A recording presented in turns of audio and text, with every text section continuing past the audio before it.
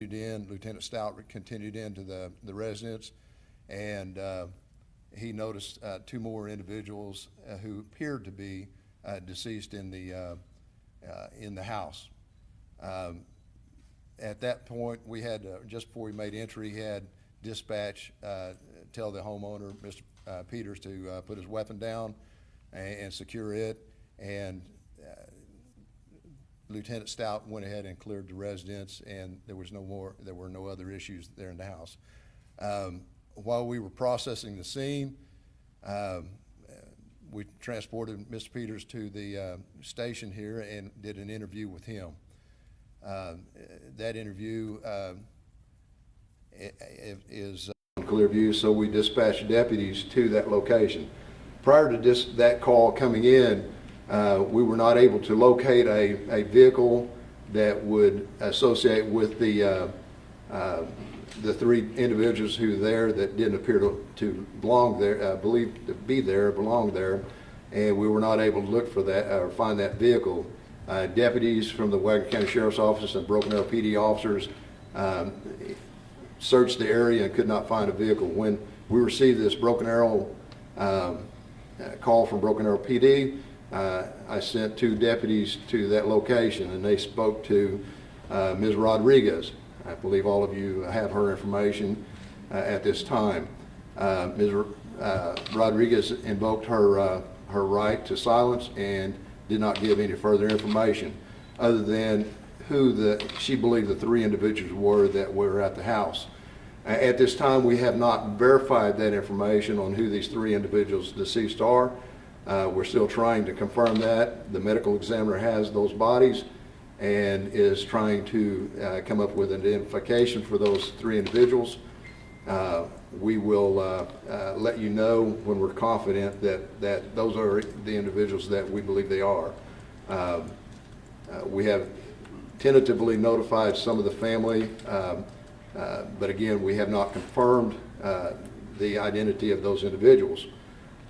We also received information about Ms. Rodriguez's involvement in that burglary / shooting, and she was arrested and booked into Wagner County Jail on 3 counts of first-degree murder, and 1 count of first-degree burglary, and 1 count of second-degree burglary.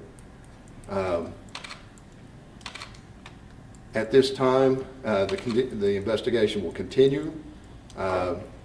We will, as a process of, we have 3 dead individuals. This case will be presented to the District Attorney's Office for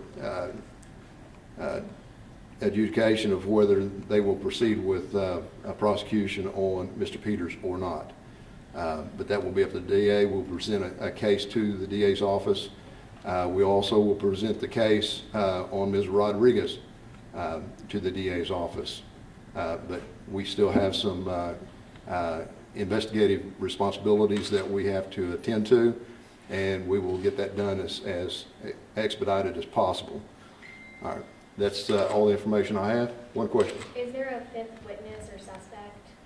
There are other, there's not another suspect. We do have a witness that gave some information. Okay. How about a linkage between Mr. Peters and the suspects involved in the actions? At this time, we're still investigating that contact, but right now we don't really believe that the suspects and Mr. Peters have a connection, but we're trying to clarify as to why they chose that house. Was it random, or was there some other knowledge that the suspects had that they chose that house? And how about his actions? Do you have a feel for the situation he was in? I know it's still under investigation, but the stand your ground law is pretty strong. How do you think that stands?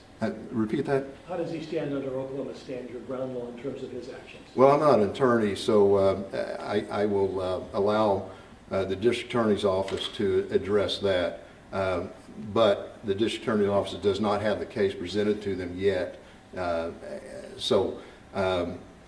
You know, it's hard for me to guess on, because my understanding is that's a defense. So I will not venture into that legal decision or question.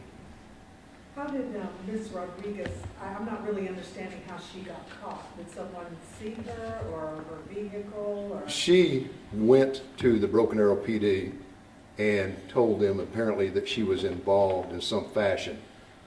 Through the investigation, we were able to determine that she was in fact involved, and that's why we presented the charges, or charged her with the charges that we did.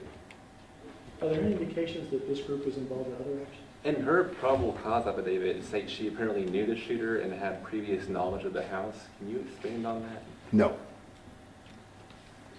Was there any evidence they've been involved in other activities, or the four of them got together for this elaborate move on one house? Not that we've been able to determine at this time, but like I said, the investigation continues. We still have 3 dead persons, 3 dead bodies, and we want to have as much information as possible. One last question. How many shots were fired? Multiple shots, More than 3? multiple. Yep. One last. Was that witness in the car, the same car as Rodriguez?